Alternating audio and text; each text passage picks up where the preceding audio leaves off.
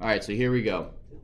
So lists and tuples. Have you guys ever seen an error where it's like tuple and you're like, what's a tuple?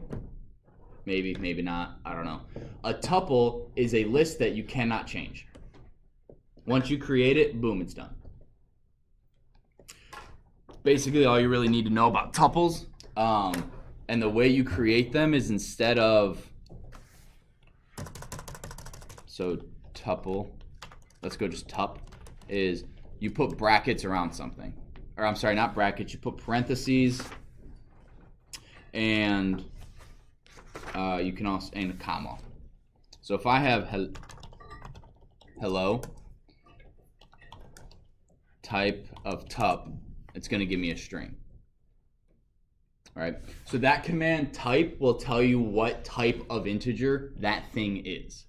It's very useful, especially when you're converting from numbers to strings and like, why is this not printing? I don't know where it changes. Using type helps a lot. But if I were to go comma, it's now a tuple. So again, a tuple is essentially a string that you can't change. Once you've set it, you can't change it. If I had a list, right, list is hello, and I want list 0 is bye Felicia.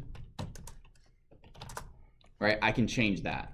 But with tup, bracket 0 is hello, but if tup bracket 0 is bye, we're going to get an error that says tuple object does not support item assignment. What that means is you cannot change a tuple. Yes? The second hello string, when you change the parentheses to brackets, will that still be a tuple? Up here? Yeah. It would become a list. So let's see if I put the comma afterwards, do I get an error? I do not. And then if you try to say list is equal to 0, like something else, would it say no, it's a tuple? Like this? I guess. No, what that will do is it will overwrite what it was. I thought the tuple couldn't be overwritten. No, that's a very good. That's a distinction. It can't be changed. You can't change it, but you can rewrite it.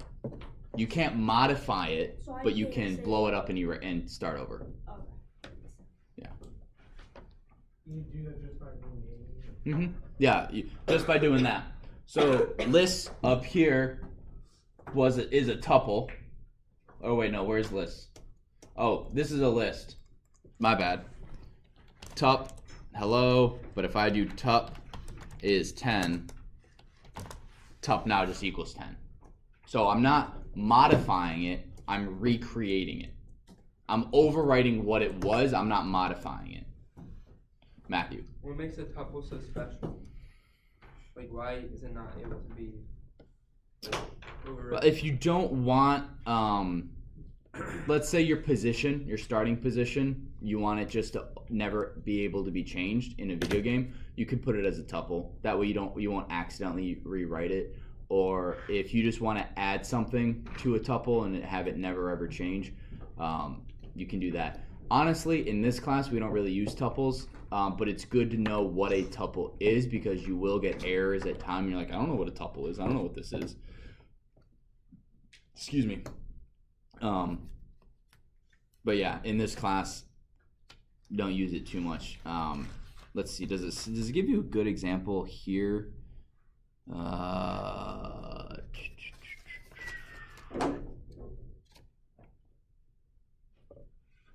Yeah, you can use tuples to convey to anyone reading your code that you don't intend for the sequence of values to change. If you need an ordered sequence of values that never changes, use a tuple. A second benefit of using tuples instead of lists is that because they're immutable and their contents don't change, Python can implement some optimizations that make code using tuples slightly faster than using lists.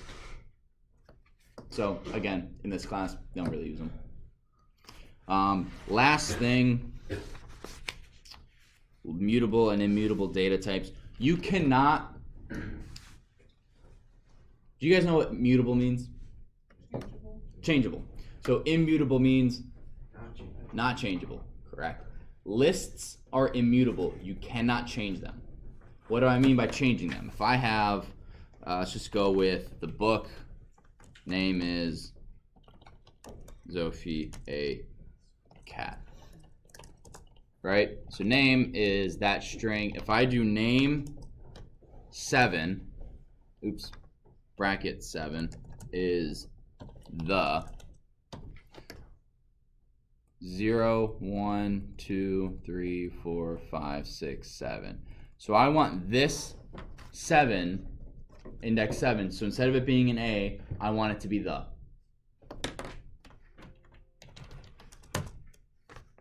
We're going to get an error. And what this is saying is that string object does not support item assignment, meaning I cannot go into a list and change an individual character. All right? I cannot change it. Next chapter, we will get to modifications of strings, and that temporarily creates a version of the string that you want. But it doesn't rewrite the string. Like when we, it doesn't rewrite the string. Like when we do sort permanently changes what that list was. When we, next chapter, when we do modifications, and again, this is why I'm really particular on how I tell this to you guys. A modification is not the same as changing it. Modification is essentially, you want a lowercase version of this string, here it is. If you want to save it, you need to save that to a variable. But if I just did string dot lower to lowercase everything, it doesn't permanently change the string. It just gives me a lowercase version of that string. Yes? For one line, essentially. Yeah. Yeah. So again, we're going to go over that next chapter, so don't get too in the weeds. But currently, we will be able to modify a string, but we won't be able to change it. So this is trying to change the string. Not modifying it, I'm trying to change it. We can't do that. What we can do to work around it is we can use, just like we use list splicing, you can do string splicing. So I'm going to take new name is name from 0 to 7. I'm not going to put the 0 in there because I don't have to. Plus the plus name bracket 8 to the end.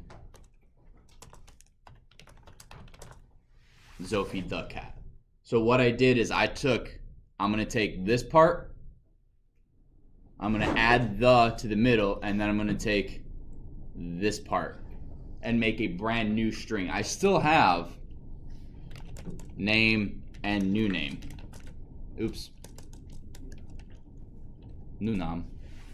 So I still have my old name and my new name. I didn't change my name.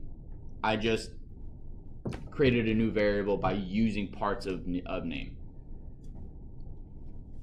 All right. I do believe that is everything in chapter. Oh, the only other thing. This won't be news to you guys, but it is like, oh, that's good to know. If you pass a list to a function and then you mess with it, it permanently messes with it. Unless you create a new version. Right? Just like if you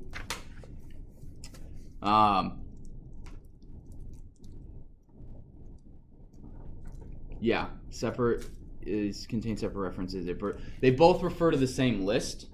So if you pass a list into a function and you mess with that, and then outside of the function you print it, because all right, I'm just gonna hang on.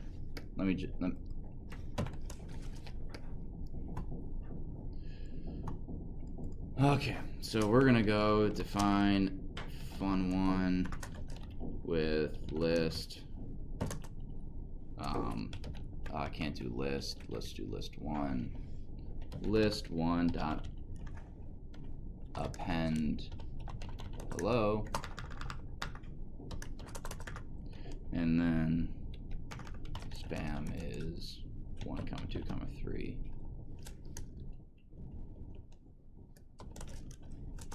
And if we print spam and then we run fun Fun one.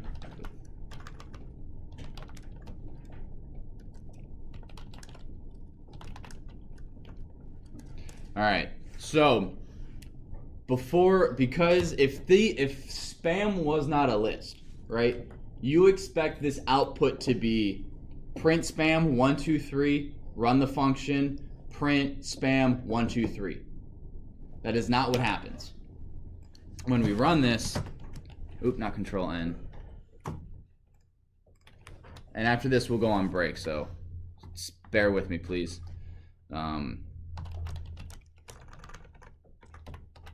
Functions and list.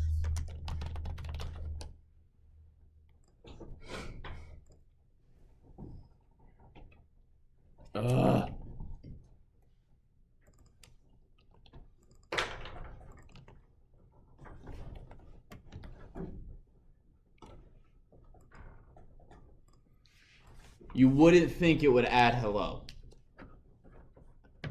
right? Because it's not a global variable. It's not a local. Like all we're doing is we're adding it to this list. But because they reference the same list, it changes. Like that's just list 1 and spam are two separate variables. Spam is a global variable. List 1 is a local variable. But because they both reference the same list, just like here, x and y, if y equals 5 and x equals y, what does x equal? X equals 5. And assuming that this is always true, and I change y to equal 10, what does x equal? Yep, x will always equal 10. What if I write over here, y is 100, what does x equal? 100. What if I write way over here? I just want to walk around the room a little bit. What about way over here, x is 1,000, y is 1,000, what does x equal? Right, they're both referencing the same thing, no matter where in the code we do this. Does that make sense? So that's just the last thing in the book that I wanted. Again, not necessarily a huge deal. Like, I don't know if that's going to be on a quiz or a test, but having that little seed of knowledge, like, this isn't working. It keeps changing my list. Why is that? It's because of they're referencing the ID. So if you have spam is sorted spam or list 1 equals list 2, they will always change together. Whatever you do to one, you do to the other. If you do list 1 is the spliced version, if list 1 is the spliced version of list 2, then you have two separate copies of a list. You have two separate individual lists that you can change independently, or you can use the deep copy or the copy in the deep copy module. Any questions? I saw a couple hands flutter while I was walking around. Josh. So I'm just a little bit confused how spam and list 1 are combined. Because number 1, I mean, spam's outside of the function, so I don't know how it would bring in, like. Well, so in fun 1, I give it a variable spam. And fun 1 takes, it doesn't matter what this is. These don't have to match. These variables don't have to match.